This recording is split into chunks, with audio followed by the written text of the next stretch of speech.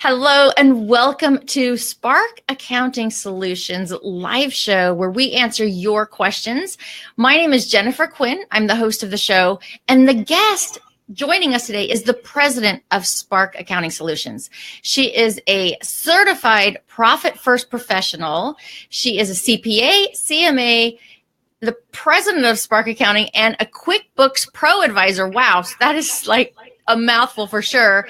And I'm excited to bring her on because we are going to share some really interesting stuff that you can do as a business owner. So welcome to the show, Julie Babcock Hyde. Hey, thank you. Happy Wednesday. Happy Wednesday to you as well. I'm super excited to talk about what you have prepared for us. We're going to talk about the 5 things business owners should do to protect their future. And some of them seem kind of obvious, but I bet you find when you're working with small business owners that they're not quite so obvious. There are a lot of these items that we're going to talk about today that I would say probably 90% of the small business owners we work with don't have all of these things in place. So there's a lot of things that we put aside or put off as small business owners and really need to think about the value of these things in protecting our future. Having a small business is really risky, right? It's super risky. And why do you think small business owners put them off? A couple things. One is that some of them are not that exciting to deal with. 2, some of them cost money. And so as small business owners, we have a tendency to put the business needs before our own personal financial needs. And so figuring out how to make sure your business is taking care of you financially is a big deal too. Awesome. Okay, so let's dive right in. What is the first thing business owners should do to protect their future? The very first thing I recommend for every business owner is to have a plan. Okay. And when everybody starts their business, I would say most people do not get around to actually writing a full business plan or really thinking through those things. And I'll be honest, I didn't write a full business plan when I started my business either. But I did do the work. You need to figure out what you're going to do. You need to figure out how you're going to market it. And you need to make sure you know what your numbers are going to be. You want to know what direction you're headed in, what kind of team members you're going to need, what kind of equipment you're going to need, and really think through all of the financial impacts and also the results that you need to get in order to support yourself. Okay, that's really good. And I like that you said you don't necessarily have to have a formal business plan in order to have a plan. But when does a business owner need to have a formal business plan? If you want to get financing or you want to get investors, you are definitely going to want to put together a formal business plan. And there's some really great resources to help you. But I also, even if you don't do the whole formal thing, you really want to do the work because there have been studies that have shown that having that business plan actually doubles your chances of success as a small business. And that's a big deal. A lot of small businesses fail. And I want to give you an example of something that I did with one of my clients just in the last couple of weeks. We work with some of our clients to really nail down and what their plan is for the year. And based on what they had lined up for the year, we went through the numbers and said, hey, you know what? You're not going to hit your target income numbers if you do this. In fact, you're going to be off about 50% of where you need to be. And so because we did that in January, at the beginning of January, we were able to actually change the course of where their plans were going for this year so that they will be able to hit their income numbers. And wouldn't it be nice to know that before you even launch the year, that the plan you have in your head is not going to work? So nice. Yeah, that's really great. Before we go to number 2, I just want to say, I see we have some live viewers. We'd love to give you a shout out. Go ahead and leave a comment. Let us know where you're watching from. And if you have any questions now or throughout the broadcast, post them in the comments and we will definitely give Julie an opportunity to answer those. All right, so let's go to number 2 of 5 things business owners should do to protect their future. We already talked about have a plan. Let's go to number 2. You need to protect yourself legally. Yes. I find a lot of people, this is another place where people don't like to spend money, but you need to have an attorney in your life. Everybody talks about the importance of, your team. You want an accountant, you want a banker, you want an insurance agent, you want an attorney kind of in your court, right? But people like to scamp on some of these things. And so it's really important to have that attorney in your life who is going to help you get your business set up legally and correctly, and also is going to be able to help review your contracts and make sure you're protected if something does go wrong with a customer or with a vendor. Yeah, for sure. There's, I love contracts because it lets people know what to expect. And maybe more importantly, it reminds people what they agreed to when they first entered into the agreement. Yeah, I think a lot of times we have a memory of what we talked about. Yeah. But sometimes when we go back and look at the paperwork, it's not exactly what we remember. Because we don't remember things perfectly. To be honest, I even do that with text messages. I'm like, oh, I know I said this. And then we go back and look, oh my gosh, I did not even say that, not even remotely, Exactly. So yeah, so definitely. Before we go to number 3, I want to give a shout out here to Richard Rapa Roberts. He is watching from Palm Springs, and he says legal protection is worth every penny. Contract law. Cannot agree more. Thanks for that comment. And welcome to the broadcast, Richard. Okay, so Julie, are we ready to go on to number 3? I want to say one other thing on the legal protection, yes, because small business owners sometimes get sloppy and or lazy with intermingling their personal and their business affairs. And so a lot of times we go through a lot of work and effort to set up an LLC or we set up a corporation, but then all of a sudden we're at Petco and we forgot our card and we're swiping with the business card. Okay, it's really important to keep your personal numbers and your business numbers separate. There's a concept in law, and I am not a lawyer. I don't play one on TV. So if you want more information about this, definitely talk about to your attorney about it. But there is a concept called piercing the corporate veil. And if you do not act like a corporation or a separate entity or like an LLC that's a separate entity from your personal life, sometimes if there's a liability issue, they can come back on you as the business owner because you didn't separate your business and your personal enough and act like two separate entities. Okay, good to know. So the backup to that is have both your cards or put your personal, as an Apple Pay or something like that. So you always have it with you. Exactly. Perfect. Okay, awesome. Okay, ready to hop into number 3? Yes, I am. Okay, tell us what it is. Okay, number 3 is make sure you have insurance for your business. And there are a lot of different insurances that you might need for your business. So let's talk about some of these different categories. And there's probably even more than this list that I'm giving you today. So I guess tip number 1 on the insurance thing is make sure you have a good commercial insurance agent in your corner.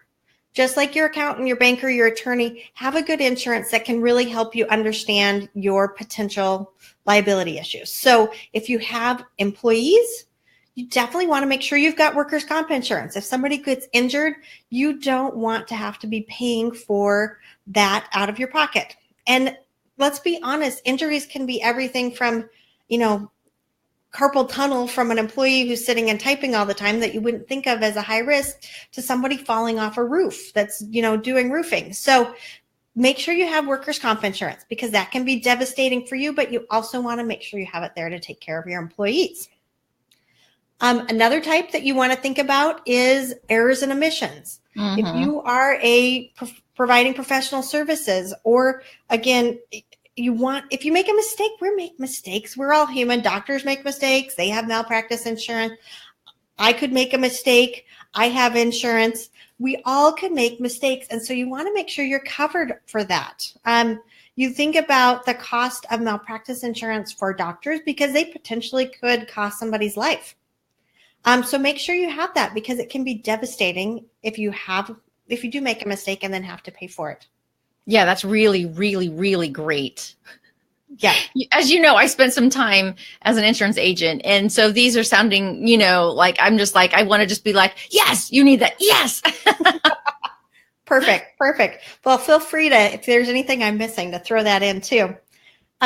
General liability insurance is kind of my next category. So that's typically if you are, if you, in my industry, if you're renting a building and somebody slips and falls in your building, that's kind of where that coverage would come in. And you want to make sure you have general liability.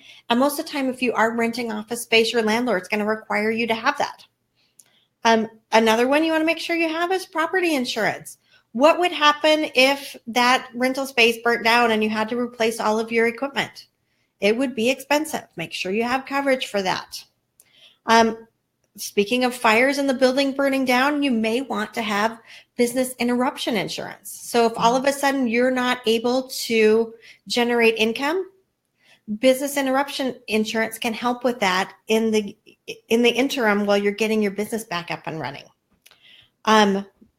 Another one is product liability insurance. So if you're actually selling a product and it hurts somebody, product liability insurance is what helps cover you there. And then vehicle insurance. If you've got people out driving around, make sure you've got the right kind of insurance. A lot of people are driving personal vehicles around with personal insurance, and they maybe should have commercial auto insurance. So again, make sure you have that commercial insurance agent in your corner to really help you identify your risks and pick the right policies for you. Awesome. Very, very good. And so I really want to underscore how important it is to have the right agent, because they need to make sure that your liability limits are high enough to protect all of your assets. Yes, absolutely. Yeah. So this is no place to skimp. Correct. Yeah, perfect. I think you did a great job covering that. And so now number 4 kind of goes hand in hand. Right. So number 4 is to make sure you've got insurance for yourself. And I think a lot of times this is an area small business owners skimp on. And I really want everybody that is a small business owner to really think about this, because let's be honest, if you were working for a big company, the chances of them paying health insurance for you and having a group term life insurance policy and having some kind of disability policy and having dental and vision and maybe this flexible spending, there's benefits that you get with having a job at a big company. And why should you be treating yourself worse than a big company would just because you own your own business? So you really want to look at how your business is generating income for you and make sure that you've got enough to cover these things for you, because they are more expensive to pay for on your own than they would be if you were an employee. So let's talk about kind of a few of those big things that I want to make sure people have. Perfect. Number 1 is life insurance. Most small business owners, I'm not going to say most, but a lot of small business owners don't think about this. If you are the main breadwinner and your business is taking care of you, you want to make sure you've got life insurance in place to take care of your family if something happens. But you can also use life insurance sometimes if you've got a partnership and this other partner wants to be able to buy out your spouse if you passed away. You should have a life insurance policy that will help fund that buyout, because it may be quite possible that your spouse doesn't want to continue the business for you, but your partner still wants to continue with the business. So there's some options around life insurance to help with some of those transition issues that can come up when one of the owners of the business passes away. Another thing that I think is a really big deal is disability insurance. Disability insurance is not necessarily cheap, but the probability that you are going to get disabled versus die is a lot higher. And if you get disabled, your ability to generate income may be limited. Mm-hmm. And so that's something that's really important to consider. And I really encourage everybody to look at disability insurance and get it when you're as young as possible, so you get into a policy that's going to, well, you're the most insurable. Shall we say that? That's a very good way to say it. So yeah. Have you seen situations with your clients or colleagues where disability insurance really saved the day? I've got some stories that I can tell. Luckily, none of my clients have had this problem, and I'm going to knock on something right now and hope that it stays that way. But I've worked in a business before earlier in my career where somebody actually ended up with cancer and needed that disability policy to basically, they had a brain tumor and were unable to work after that. And they were in their 20s and they needed that disability insurance to support them basically for the rest of their life. Wow. So, things happen and it's not stuff that we have control over. It's not stuff that we plan. This can be anything from car accidents to brain cancer. And you want to make sure you've got something in place to protect yourself, your family, and give you some cushion if you do need to transition the business. Let's say you think, hey, if there's something like this were to happen, I'll just sell the business. Well, if you get disabled and you can't keep the business operational for a little bit of time while you sell it, you might not have anything left to sell if you don't have the finances to kind of keep things going. So something like this can give you a little bit longer window too, if something does happen and you need to sell the business. Yeah, that's great. That's really great. Okay. Yeah, my last one there is health insurance. People hate health insurance right now, and I know it is so expensive, but we have seen clients that have not had health insurance that have had a heart attack and ended up with a $250,000 hospital bill. It's not fun to deal with that.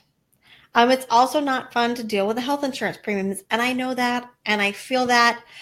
So look for solutions. And again, the important thing here is that your business should be helping take care of that for you. And so if you're not making enough money in your business to buy health insurance for you, you need to look at your business plan. Go back to number one and figure out what that business plan is so that you will make enough money so that you can have health insurance. Well, and that's a great point. Number one is the basis so that you can keep going back and testing, 2, 3, 4, and 5. Make sure that your business is actually providing these things for you. Yes, absolutely. Awesome. And that's where people like you come in. Yes, it is very helpful to have that second set of eyes to help you get through your numbers, make the plan. There are tools out there, but actually having an accountant that loves numbers is really helpful to get you a financial plan that's going to work. Because a lot of times we can see things and we can say, you know what, if you would just raise your prices 10%, you could afford this, this, and this. So that's something to look at. Yeah, for sure. So I want to break for a second and address some of these questions that we have. The first thing, we have some great comments from Richard. He says, just signed my life insurance policy last week. That's awesome. He says, health insurance is so important. And then he has a couple questions for you. Can a 2-person LLC or corp qualify for group rates? I am not a health insurance person, a salesperson. Generally, I will say from my experience here in Idaho, if there are 2 people, generally they can qualify for group, but you really need to find a health insurance specialist in your area. Anymore, our health insurance people are licensed by state or by county even. And so you want to make sure you get somebody that's an expert in your area. Perfect.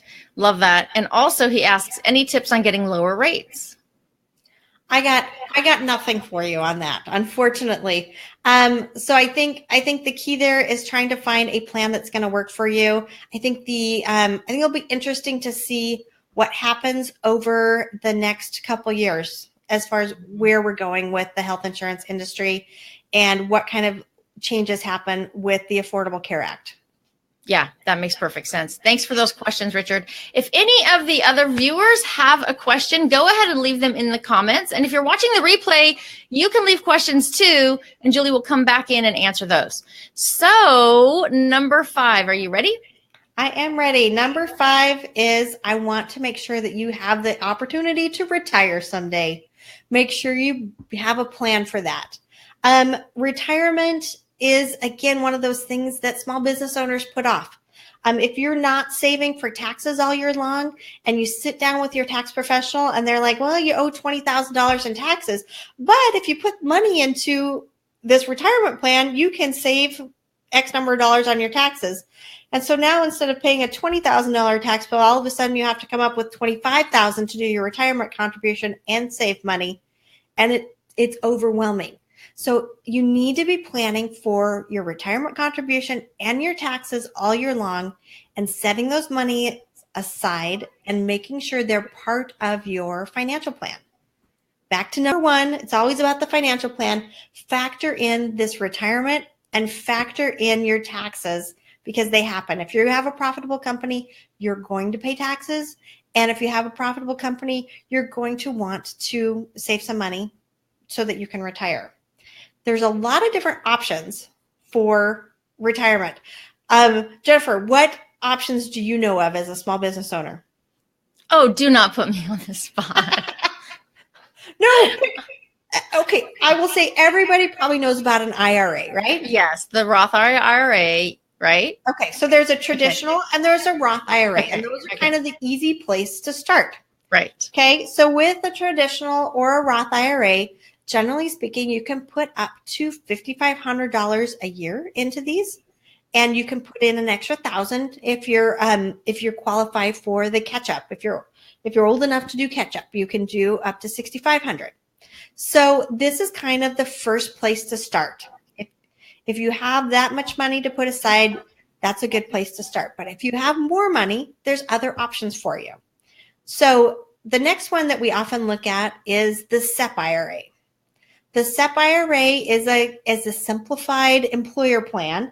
And so it's basically all employer funded. So a lot of companies will use this where we've really only got one or two employees, and a lot of times where we only have one employee. Because it is all employer funded, if you decide to make a 25% contribution for yourself as the owner, you're going to do a 25% contribution for all of your team as well. And most people are not necessarily always feeling that generous or feeling like they can afford to do 25% for everybody. Right. So when that's the case and you've got a team, a lot of people, the next thing that they look at is a simple IRA. So a simple IRA is primarily funded by employee contributions. So that's kind of like a 401k where you have money withheld from your paycheck every time. And so with the simple, the contribution limit for last year was $12,500. And then the employer can make a 2 to 3% contribution depending on how they have the plan structured. And so if people have a large team, that's a way that they can encourage them to participate in saving for their retirement, and that you as the employer can also participate by putting money away. Next thing where life gets more complicated is the 401k. Right, definitely. Okay, and we all know, I think we all know what a 401k is, but it's an employer sponsored plan again. The employee contribution limits are higher, and the employer can contribute, and they can also attach a profit sharing plan with that. So there's a lot of options there.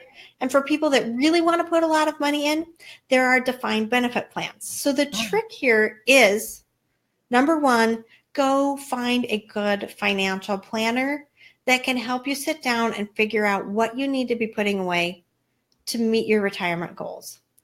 And then figure out which of these vehicles you can use with your business to meet those goals. Do you have any tips on what to look for when looking for a financial planner? I encourage people to, number one, work with somebody, get referrals from your friends. Mm-hmm. Obviously, if people are working with somebody that they know and trust, that's great. But number two, sit down and talk to a few people and make sure that whatever they are proposing to do with your money is actually something that makes sense to you and that you understand, and that the returns seem reasonable. If somebody's promising you crazy returns that nobody else is getting, that's probably too good to be true. But make sure that they have a method and they can speak to you in a way that you really understand what's going on with your money. Mm-hmm. Okay, very good. Very good. I love the referral thing. Like you really, especially if you reach out and you have, 10 friends who respond, 3 of them say the same one, that might be a good place to start. Yeah, that's a good way to find people, but really talk to people and understand what they want you to invest your money in, because you are going to get a lot of different approaches, and really understand what they are, and flat out ask, why is your plan better than this plan? And make sure the answers make sense to you. Yeah, perfect. I love that, Julie. I can't even believe we're out of time. This happens every time we hop on. The time goes so fast because you give so much information. What is the best way for someone to reach you directly if they have any specific or personal questions they may not want to add in the comments? If you go to our Facebook page, Spark Accounting Solutions, we have got a contact us button. Click that, and that will come right to my inbox, and we can help you out that way, or give the office a call at 208-890-1126. Perfect. Awesome. Julie, as always, thank you so much for all of the great information. Thank you. And thank you to all of the viewers live and replay. Thanks for the questions. Again, if you have any questions, you're watching this after we sign off, then go ahead and leave them in the comments or contact Julie directly. And on behalf of Spark Accounting Solutions, thank you for joining and have a great rest of the day.